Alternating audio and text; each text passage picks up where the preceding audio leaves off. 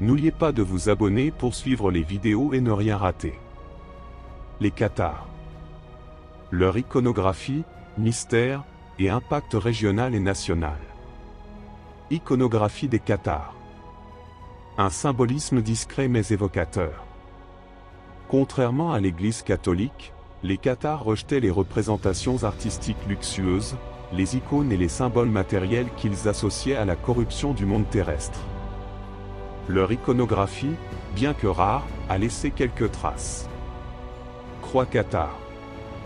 Une croix simple, souvent associée à la lumière et la pureté spirituelle. Contrairement à la croix catholique richement ornée, celle des Cathares est dépouillée de tout excès. On trouve cette croix gravée sur certains édifices, bien que l'attribution soit souvent hypothétique. Architecture austère. Les sites cathares, comme les châteaux, reflètent leur mode de vie. Minimaliste et intégré à la nature. Les bâtisses se confondent avec les paysages, symbolisant leur détachement des artifices terrestres. Manuscrits et symboles cachés. Les Cathares valorisaient les évangiles et privilégiaient des textes écrits en langue d'oc, ce qui les rendait accessibles aux populations locales. Certains manuscrits évoquent des symboles dualistes, mais très peu ont survécu à l'Inquisition.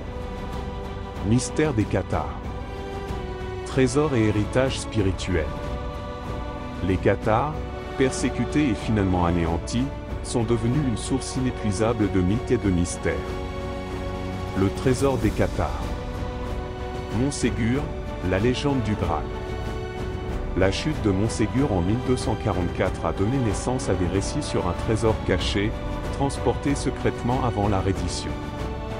Certains associent ce trésor à des reliques sacrées comme le Graal, bien que cela reste hautement spéculatif. Ressources matérielles ou spirituelles? Si un trésor a existé, il pourrait s'agir de manuscrits, d'objets religieux ou de richesses monétaires recueillies par les communautés. Le mysticisme dualiste. Les Cathares croyaient en un monde spirituel parfait opposé à un monde matériel corrompu. Cette vision a influencé des traditions ésotériques modernes, qui voient en eux des gardiens d'un savoir caché. Le mythe de la survie des Cathares. Bien que l'Inquisition ait éradiqué leur mouvement, des récits suggèrent que des communautés cathares auraient survécu dans la clandestinité, particulièrement dans les montagnes pyrénéennes. Impact régional. L'empreinte occitane. Culture et langue. Les Cathares sont intimement liés à l'Occitanie, où leur résistance a marqué l'identité culturelle. La langue d'oc était un vecteur important pour diffuser leurs idées. Leur suppression a contribué à l'homogénéisation culturelle imposée par le pouvoir royal. Tourisme et patrimoine. Les châteaux cathares, comme Montségur, Peyrepertuse et Quéribus, attirent des millions de visiteurs chaque année. Ils sont promus comme des symboles de liberté spirituelle et de résistance. Mémoire locale. En Occitanie, les Cathares sont perçus comme des héros locaux. Leur persécution est parfois vue comme une injustice imposée par l'Église et la monarchie française. Impact national. Entre histoire et réappropriation. Centralisation du pouvoir royal. La croisade des Albigeois, 1209 à 1229, a permis au royaume de France de s'emparer du Languedoc. Cela a marqué un tournant dans la construction de l'État centralisé. Symbolisme moderne. Les Cathares sont devenus des figures emblématiques pour les mouvements qui critiquent les institutions centralisées, qu'elles soient religieuses ou politiques. Inspiration historique et spirituelle. Leur opposition à l'autorité catholique a inspiré des mouvements religieux plus tardifs, comme la Réforme protestante, qui partageaient des critiques similaires envers le clergé. Les Cathares continuent d'incarner un mélange fascinant d'histoire, de mysticisme et de lutte contre l'oppression. Iconographie cathare. Sobriété et spiritualité. L'iconographie cathare est marquée par son dépouillement, reflétant leur vision dualiste, une opposition totale entre le monde matériel, considéré comme corrompu, et le royaume spirituel parfait. Objets et symboles cathares. La croix cathare. Une croix sobre, souvent interprétée comme un symbole de la lumière spirituelle et de la pureté. Contrairement aux croix catholiques ornées, elle est généralement dépouillée, soulignant leur rejet des richesses matérielles. Peu de représentations subsistent, mais des croix simples gravées sur des murs ou des tombes sont parfois attribuées aux cathares. Manuscrits en langue d'oc. Les cathares privilégiaient les évangiles traduits dans la langue vernaculaire pour que tous puissent comprendre les enseignements. Peu de manuscrits cathares ont survécu à l'Inquisition, mais certains fragments montrent un style minimaliste, sans enluminure ni décoration. Architecture minimaliste. Les cathares vivaient souvent dans des maisons simples ou des châteaux fortifiés. Les châteaux comme Montségur ou Quéribus, bien qu'utilisés à des fins défensives, reflètent leur mode de vie austère. Absence de représentations humaines. Les cathares rejetaient la vénération des saints et les images religieuses. Leur spiritualité se concentrait sur une quête intérieure, ce qui explique l'absence de statues ou de fresques dans leur lieu de vie. Mystère cathare, héritage spirituel et trésor légendaire.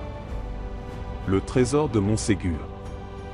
Avant la reddition de Montségur en 1244, des récits rapportent qu'un petit groupe de fidèles aurait évacué un « trésor » sous le nez des assiégeants. La nature exacte de ce trésor reste mystérieuse. Certains pensent qu'il s'agissait de richesses matérielles collectées pour financer leur cause. D'autres évoquent des manuscrits sacrés contenant leurs enseignements ou des secrets spirituels. Une minorité associe ce trésor au Saint Graal, un artefact mythique souvent lié aux traditions ésotériques. Dualisme cosmique et mysticisme. Les cathares croyaient que deux forces opposées régissaient l'univers. Le bien, Dieu, créateur du monde spirituel. Le mal, Satan, créateur du monde matériel. Cette vision a influencé des traditions ésotériques modernes, qui voient dans les cathares des gardiens d'un savoir caché sur la véritable nature de l'âme et de l'univers. La survivance des cathares. Bien que l'Inquisition ait officiellement éradiqué les cathares, des légendes suggèrent que certains d'entre eux auraient survécu, se cachant dans des régions isolées comme les Pyrénées ou le Languedoc. Ces récits sont alimentés par des découvertes archéologiques, comme des symboles gravés dans des grottes ou des structures isolées. Impact régional. Les cathares et l'identité occitane. Leur influence sur la culture locale. Languedoc. En traduisant les évangiles en occitan, les cathares ont renforcé l'importance de cette langue dans la transmission du savoir et de la foi. La Languedoc est aujourd'hui un symbole de la résistance culturelle de la région. Lieu de mémoire. Les châteaux cathares sont devenus des emblèmes régionaux.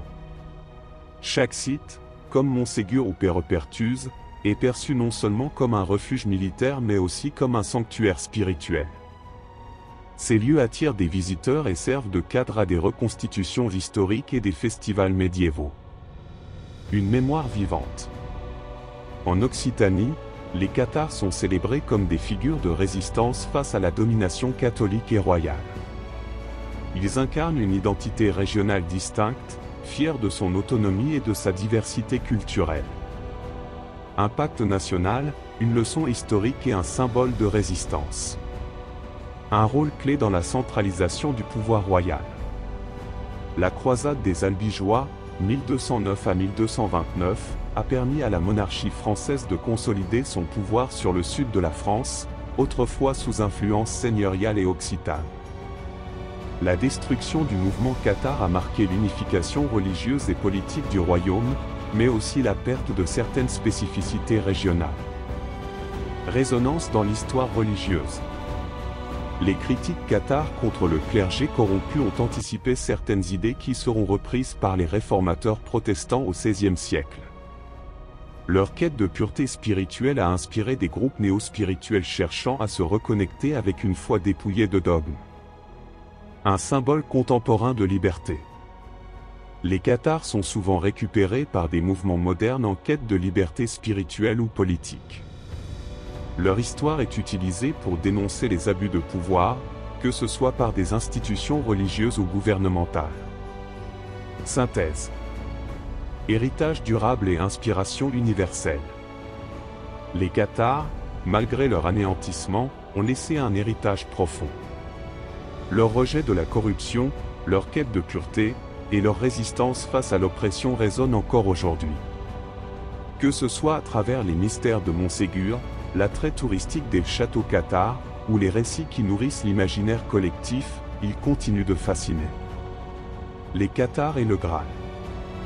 Une connexion mystique.